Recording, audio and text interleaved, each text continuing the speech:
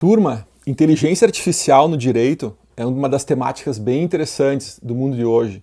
Porque uma coisa é você fazer perguntas corriqueiras, né, no chat GPT, porque ele tem como referência tudo que tem na internet, acredito, né?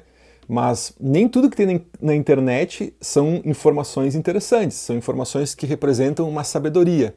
Porque a informação é uma coisa, tá? Agora, você construir um raciocínio, construir uma argumentação com base nessas informações, isso exige seletividade. Então você tem que saber separar o que é uma informação verdadeira, correta, sincera, de informações que não são corretas, não são verdadeiras ou não são sinceras, tá? E quero fazer um teste aqui para a gente ver qual é o nível, né, de aprendizado do chat GPT quando se trata de assuntos que envolvem teoria do direito. Vamos ver? Vocês vão ver? Acompanhem comigo? Vamos pegar aqui então. Ok, vamos fazer uma pergunta para o chat GPT. Qual a diferença entre regras e princípios no direito?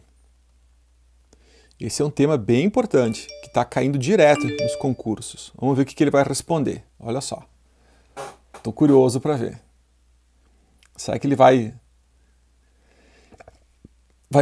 falar alguma coisa com consistência ou vai falar aquela coisa rasteira, assim, né? Que geralmente a gente encontra nos textos de internet mais simples e tal. Vamos ver, ó. No direito, as regras e princípios são conceitos importantes e fundamentais para a compreensão do funcionamento do sistema jurídico. Embora ambas sejam normas jurídicas, elas têm diferenças significativas em sua natureza e aplicação. Ó, vamos ver. As regras são normas específicas e precisas, que estabelecem condutas obrigatórias, proibidas ou permitidas em uma determinada situação. Isso aqui é kelseniano, tá? Ó, ele está bem antigo, tá? Elas geralmente são aplicáveis de forma direta e imediata, e sua violação pode resultar em consequências específicas, como multa, prisão. Não, tudo bem, nada a ver. Isso aqui não está aqui a diferença de normas e princípios. Isso aqui é o conceito de norma em geral. Eu não vi ainda a diferença de regras e princípios, que foi o que a gente perguntou. Exemplos de regras no direito são as leis que proíbem o roubo, estabelecem limites de velocidade nas estradas. Esse aqui é um exemplo que eu dou nos meus textos. Ou determinam o período máximo de trabalho por dia. Tá tudo certo. Mas até agora não está exatamente explicitada a diferença de uma regra e um princípio do ponto de vista conceitual. Só de uma forma bem superficial, tá? Vamos ver agora, vamos ver se aparece mais alguma coisa. Já os princípios são normas mais abstratas e gerais. Ah, isso aqui é Kelsen. Ó, não é isso. Tá errado. Que expressam valores fundamentais. Isso aqui é a noção de regras e princípios segundo uma leitura que está ligada mais a uma compreensão kelseniana na nossa tradição jurídica continental ou a uma tradição do Hart no mundo britânico, tá? Aquela ideia de princípio como textura aberta, né? Ou em Kelsen como indeterminação da linguagem. Só que não é isso. Quando se começa a falar em regras e princípios, lá com Dworkin, nos anos 60, e depois um outro conceito de regras e princípios em Robert Alexie, nos anos 80, não tem a ver com essa questão da linguagem, tem a ver com o conceito mesmo de princípios que vai mudar. Mas vamos ver, vamos continuar aqui para ver. Os princípios são mais flexíveis do que as regras, mas não é bem isso, tá? Eles têm... Isso tem no sentido do Robert Alexie, mas do Dworkin não, é o contrário, não tem nada de flexibilidade, tem a ver com fundamentos, tem a ver com algo que é até incondicional. Então, ó, já temos aqui uma mistura, tá?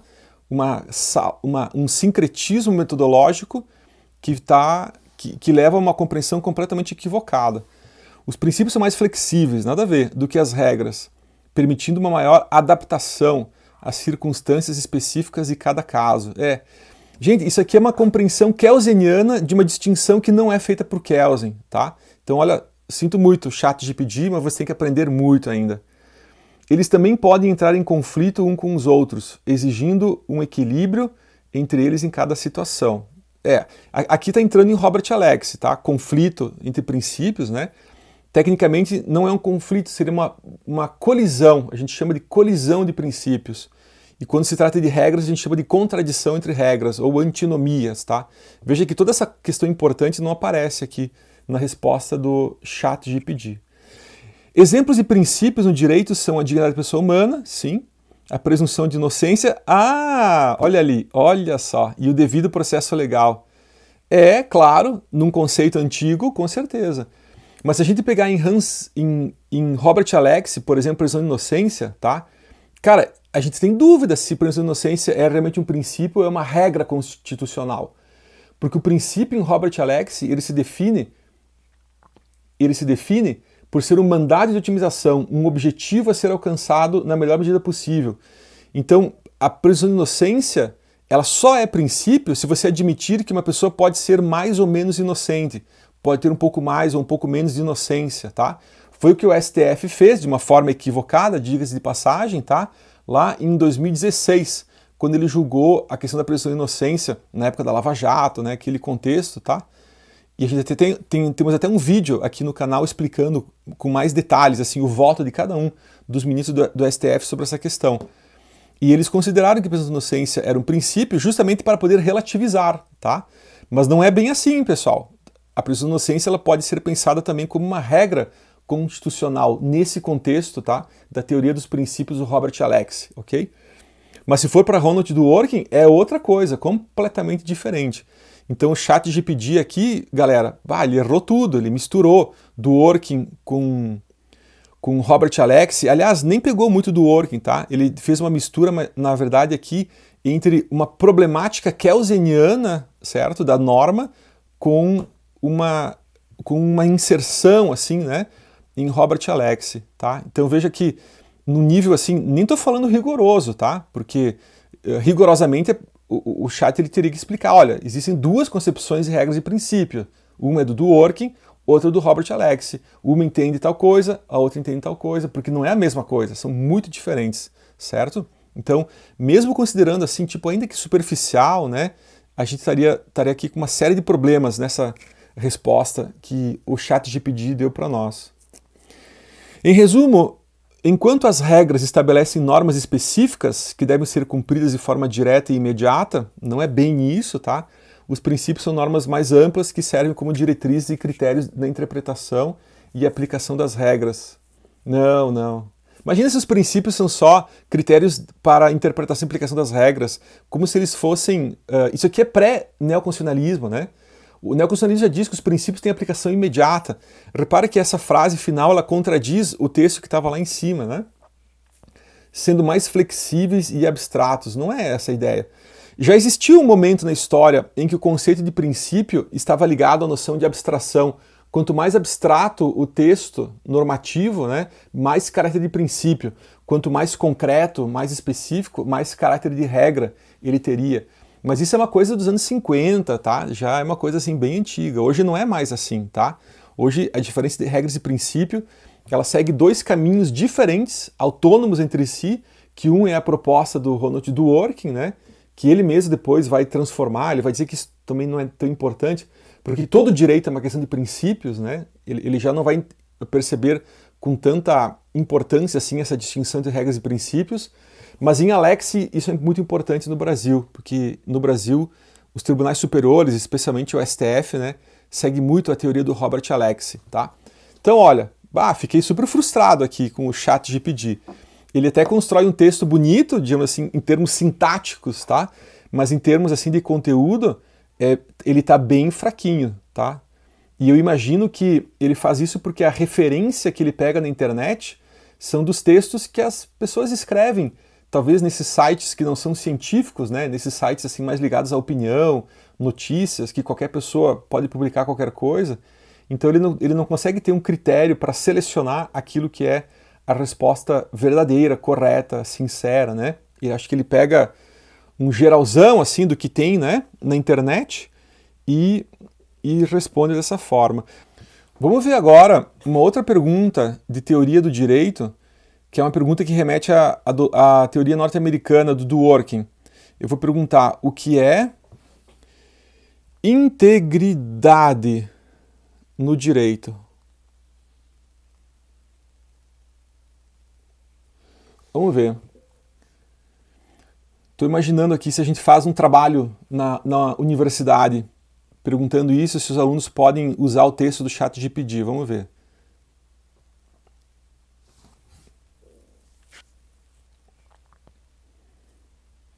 Olha, ele está fazendo a busca e construindo a resposta.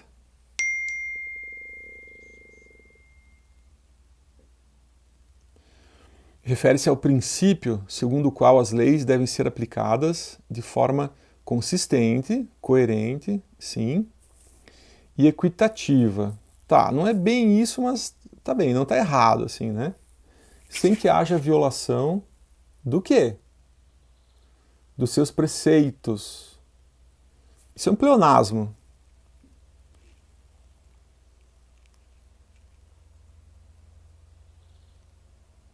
Ou distorções da sua interpretação. Não, não, não. Aí já lascou, pessoal.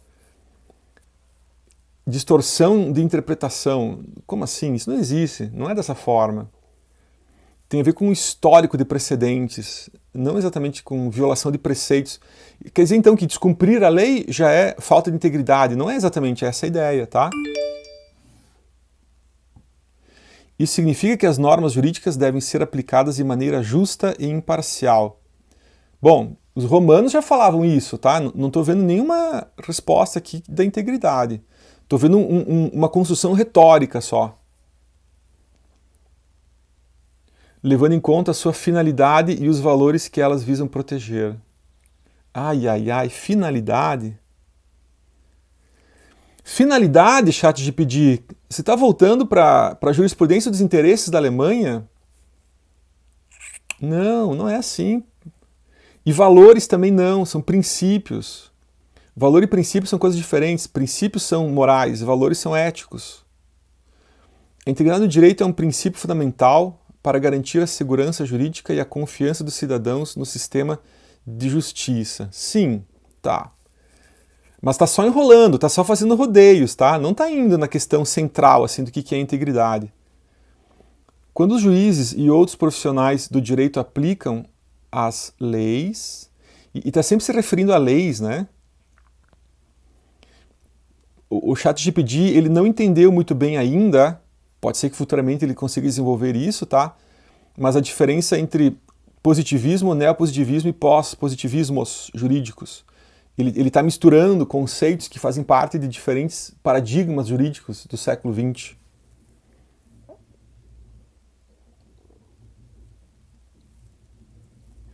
Sem se deixar influenciar por interesses políticos, econômicos ou pessoais, a sociedade pode confiar no sistema e ter certeza de que seus direitos serão protegidos.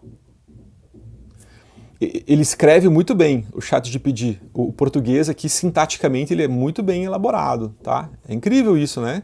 Como ele escreve bem. Mas em termos de conteúdo, tem várias inconsistências. Ó, agora sim, ó, a integridade no direito também está relacionada com a honestidade e a ética dos profissionais do direito. Ó, agora que está entrando numa questão de integridade mesmo. Honestidade, lealdade na interpretação. Ele não fala essas coisas, né?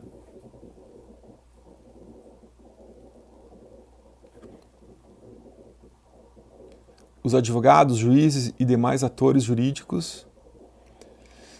Deu uma travadinha aqui. Deu uma travadinha, pessoal. Mas então, quando se trata de integridade no direito, também, meus caros, o ChatGPT, hoje, pelo menos, tá? Ele ainda deixa muito a desejar. E ele não só não respondeu aquilo que seriam as questões centrais, ele praticou erros aqui também, certo? Ele faz referências a formas de entender a integridade que não se referem à teoria da integridade no direito. Tá? Algumas palavras aqui fazem parte, coerência, consistência, certo? Mas o modo como ele organiza esse texto tem muitos erros, tá? Que eu vou mostrando para vocês aqui. Outros vídeos nossos vocês podem pegar que tem explicações sobre o que é integridade no direito segundo o Dworkin, tá? As diferentes dimensões da integridade como coerência, como uma relação muito próxima da noção de círculo hermenêutico que vem em Gadamer, certo? Então, é bem superficial o modo como o ChatGPT coloca aqui. Mas de repente, pessoal, talvez esse seja o futuro, né? Talvez o futuro do conhecimento seja justamente a superficialidade. A gente não pode criticar isso também, dizer assim, nossa, olha só, tá tudo errado. Tá errado, sim, né? Mas a questão é que o paradigma de hoje valoriza também esse tipo de conteúdo, né, superficial, essa construção coletiva e sem muita reflexão das coisas, né? O objetivo é ser simples, é ser direto, é ser assertivo.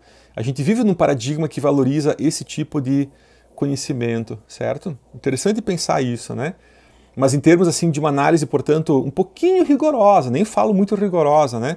As respostas do ChatGPT aqui foram bem fracas, tá? Bem inconsistentes. Vamos fazer mais uma pergunta? Mais uma pergunta de teoria do direito? Uma mais fácil agora, então. Uma que é bem básica, assim, que tem em qualquer livro de introdução ao estudo do direito. Vamos ver. Qual a diferença entre direito público e privado? Ó, ChatGPT, tem que acertar essa, hein, por favor. Ah, ele não terminou ainda. Adiante. Vamos fazer de novo aqui, então. Qual a diferença entre direito público e privado? Vamos ver se ele vai entrar na questão do neoconstitucionalismo, na horizontalização dos direitos fundamentais, na noção de que o direito público e privado hoje ele começa a encontrar zonas de indistinção, tá? Cara, essa questão ela é muito mais avançada. Mas vamos ver, pessoal. Pelo que eu vi até agora, o ChatGPT vai ficar naquela distinção clássica, tradicional, assim. Direito público e privado são duas categorias importantes do sistema jurídico que se referem a diferentes áreas de interesse para o Estado e a sociedade em geral. Não é bem áreas de interesse, tá? São só categorias conceituais, de explicação. O direito público se refere às normas e leis que regulam as relações entre o Estado e o cidadão, muito bem, bem como as questões relacionadas ao interesse público, como a administração pública, direito constitucional, administrativo. Sim, mas é a mesma coisa, são relações entre Estado e cidadão. Está sendo um pleonasmo isso aqui. Está sendo redundante. O penal, tributário, ok. O direito público tem como objetivo proteger o interesse coletivo da sociedade como um todo. Eu não sei por que quando vai para a ideia de objetivo, o ChatGPT dá uma escorregada feia, tá? Eu não sei por que está acontecendo esse negócio de objetivo. Será que tem muitos textos na internet falando de objetivos do direito? É a influência do pragmatismo jurídico norte-americano, né? Pensar o direito como consequências, como efeitos colaterais, como objetivos políticos a serem alcançados? Pode ser, tá? Pode ser que seja isso, que ele está pegando como referência e aí ele está considerando que o objetivo é uma coisa relevante, né? Na definição de categorias jurídicas. Pode ser, uma hipótese. Cara, eu tô gostando do ChatGPT não pelo que ele está dizendo, mas como um corpus para análise de discurso, para ver tipo assim, o que a internet está falando que é a coisa, sabe? E aí a gente consegue fazer uma comparação interessante. Tô gostando desse tipo de análise do discurso do ChatGPT. Por outro lado, o direito privado é um conjunto de normas que regula as relações entre indivíduos particulares e empresas privadas. Ok, muito bem. É o sistema clássico esse aqui, tá? Não tem nenhuma novidade. O direito privado inclui áreas como civil, comercial, trabalho, consumidor. Aqui já trabalho e consumidor são normas que são ambivalentes, elas são híbridas, ela tem elementos dos dois. Então não são bons exemplos para o direito privado, tá?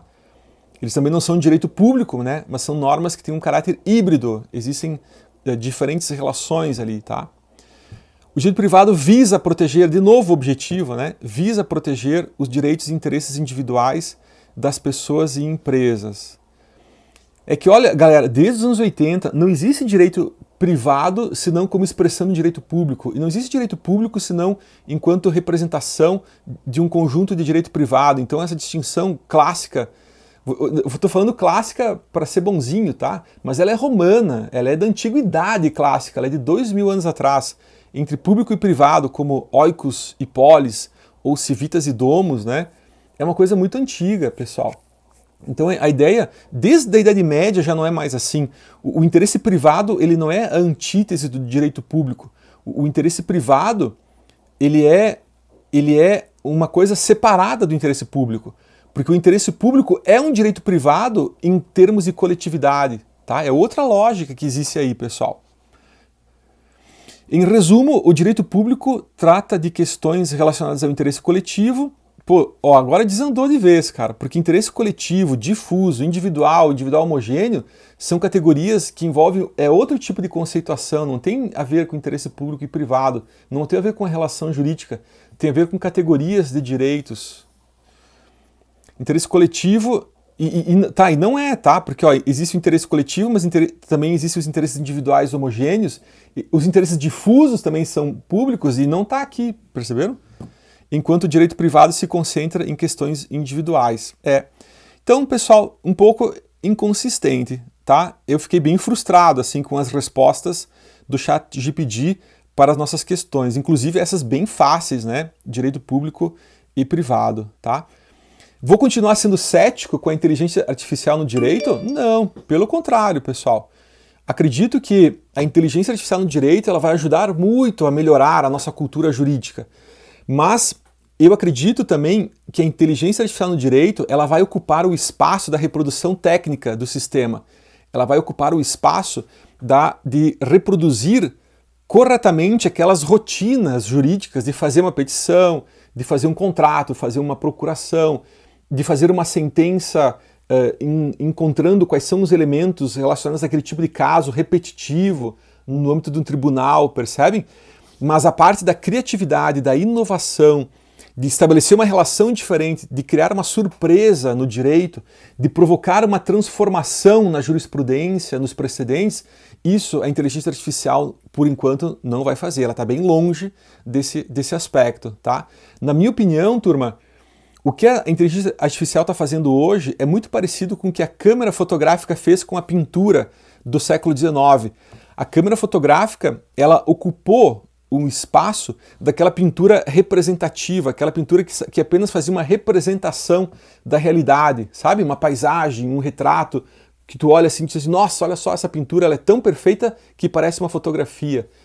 Mas justamente quando a fotografia substituiu esse tipo de pintura, a arte ela se libertou para a criatividade, ela se libertou para todos aqueles elementos, né? Aqueles movimentos artísticos interessantes, né? Do modernismo, o impressionismo, o cubismo, a secessão vienense e aquelas obras, né, realmente criativas, inovadoras, que oferecem para nós uma nova forma de experiência visual.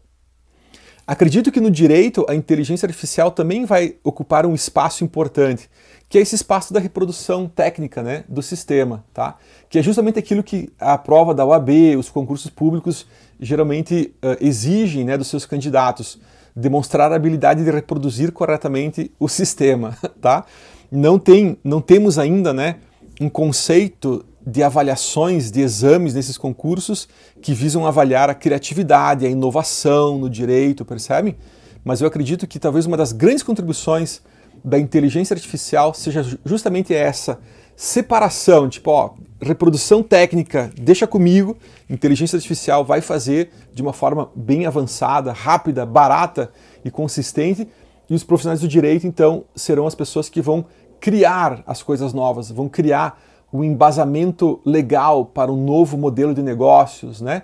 Criar um embasamento jurídico para uma nova forma de pensar em direitos fundamentais, em direitos humanos, direitos sociais, difusos, individuais homogêneos, direitos coletivos, entendem?